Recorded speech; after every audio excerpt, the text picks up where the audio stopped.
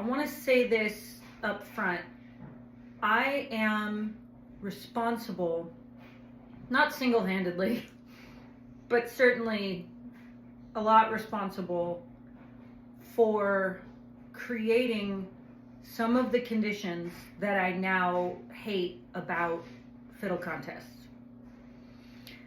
I competed in my first fiddle contest in February of 1980. I was 5, and by the summer of that following year, 81, I competed at the national championships for the first time. I was 6 and a half, something like that. And I won my first national championship in 1983 when I was 8.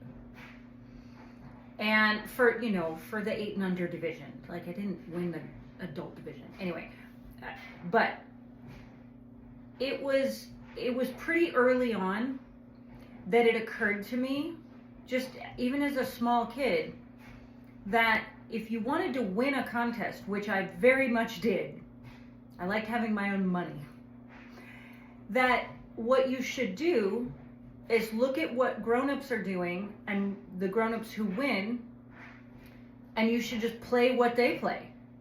Like, it made perfect sense to me. That seemed like a really obvious choice. So pretty early on, Tony Ludiker played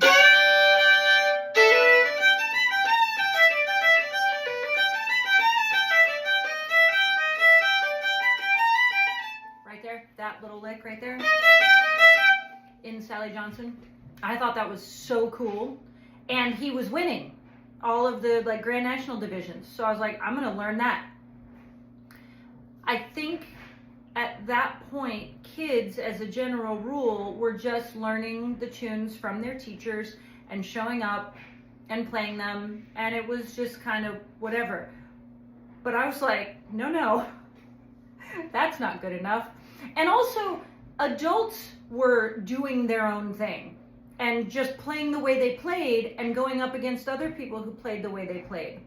But in the early 80s, and we all know Mark O'Connor is also responsible for a lot of this because of the way that he raised the technical bar, things changed dramatically. And I was one of the first kids who just noticed, like, if you play what people who win play, then you get to win. And that seems to have set off a bit of a problematic, trajectory. And so I wanted to cop to that today before we go on to any of that.